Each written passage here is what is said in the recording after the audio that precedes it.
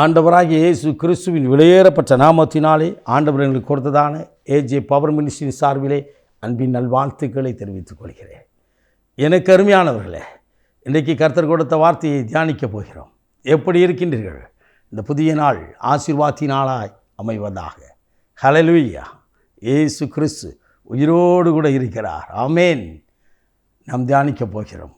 பரிசுத்த ஆவியானவர் கொடுத்த நமக்கு இன்றைய தினத்தின் வார்த்தையை செப்பனியா புத்தகம் 3ஆம் அதிகாரம் 20வது இறைவார்த்தை. நான் உங்களை கீர்த்தியும் புகழ்ச்சியுமாய் வைப்பேன். நான் என்று சொன்னால் அது யார்?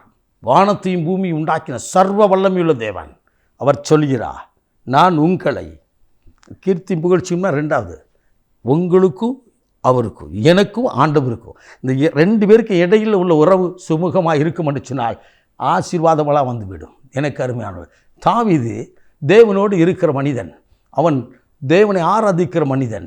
அவன் ஆராதிப்பது, தாவீதோடு கர்த்தர் கூட இருந்தார். அவன் ஆராதிக்கிற ஒரு மனிதனாக இருந்தபடினால்தான் ஆண்டவர் அவன் குடும்பத்திலே அவனை மாத்திரம் செலக்டட் பண்ணினார்.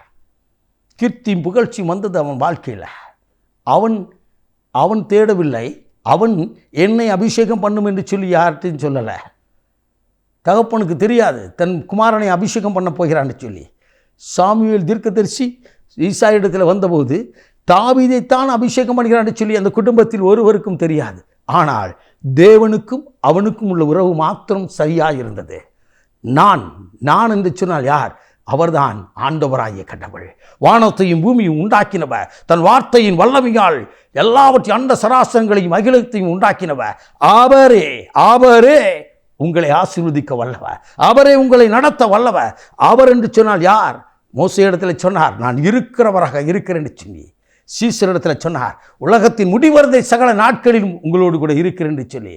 எனக்கு அருமையானவர்களே, யோவான் நற்செய்தியின் புத்தகத்தை நான் வாசிப்போம் என்று சொன்னால் அவரை பற்றி அவரே சொல்வார், நான் மெய்யான திராட்சை கொடி என்று சொல்வார். நானே உலகத்தின் ஒளி என்று சொல்வார். ஆம், எனக்கு அருமையானவர்களே, அவரோடு கூட நாம் ஐக்கியப்படுவோம் என்று சொன்னால், ஆண்டவருக்குள் நாம் வருவோம் என்று சொன்னால் நம்முடைய வாழ்க்கை பிரகாசிக்கும், நம்முடைய வாழ்க்கை செழிப்பை காணும், நம்முடைய வாழ்க்கை அநேகருக்கு ஆசீர்வாதமாய் மாறும். ஹல்லேலூயா.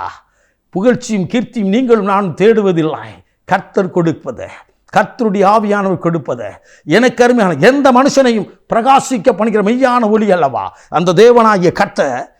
அவருக்கு கொடுக்க வேண்டிய ஆராதனை, அவரை தொழுது கொள்ள வேண்டிய முறையிலே நாம் தொழுது கொண்டு, உலகத்திலே ஒரே ஒரு தெய்வம் உண்டு, எனக்காக ஜீவன் கொடுத்தவர், எனக்காக மரணத்தை ஜெயித்தவர், என் பாவங்களையும் அக்கிரமங்களையும் சாபங்களையும் என் வியாதிகளையும் வேதனைகளையும் சிலுவையிலே தன் சரீரத்தில் தாங்கினவர், சாபத்தை சிரசில் தாங்கினவர், எனக்காக தன்னையே தன் இரத்தத்தை சிலுவையிலே கொடுத்த அந்த மெய்யான தேவனாகிய இயேசு கிறிஸ்துவை நீங்களும் நானும் ஆராதிப்போம் என்று சொன்னால் நம் உறவு சரியாக இருக்கும். தகப்பன் பிள்ளை உறவு சரியாக இருக்கும்.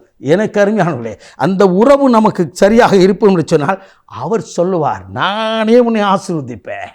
ஹல்லேலூயா, ஹல்லேலூயா. ஆபிரகாம்கிட்ட ஆண்டவர் பேசும்பொழுது அப்படித்தான் சொன்னார், நான் நிச்சயமாக நான் உன்னை ஆசீர்வதித்து உன்னை பெருக பண்ணுவேன்.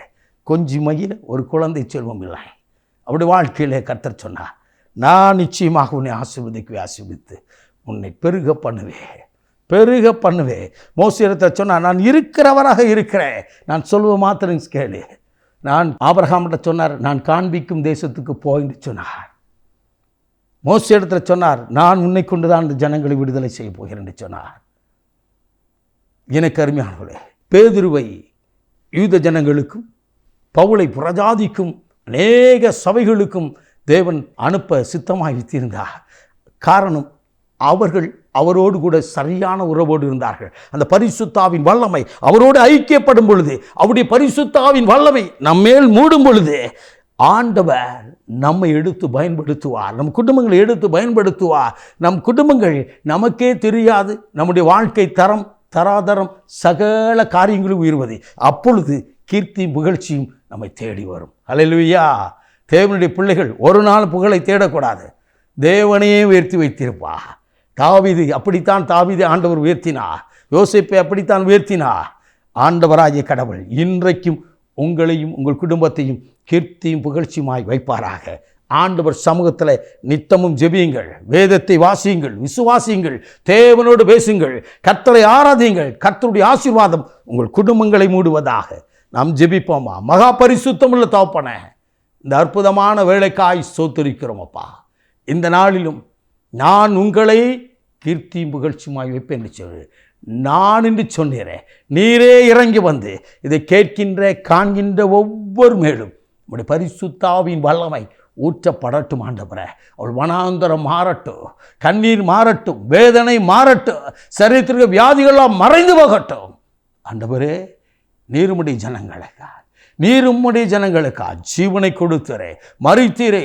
ஆனால் மறித்தேன், சதா காலங்களிலும் உயிரோடு இருக்கிறேன்னு சொல்லி உயிர்த்தெழுந்த வல்லமையோடு ஒவ்வொரு குடும்பத்தையும் ஆசீர்வித்து உயர்த்தி ஆசீர்வதியும் ஆளுகை செய்யும். இயேசு இரட்சகரின் விலையேறப்பட்ட நாமத்தில் ஜெபிக்கிறோம் ஜீவனுள்ள நல்ல பிதாவே. ஆமென். ஆமென். God bless you.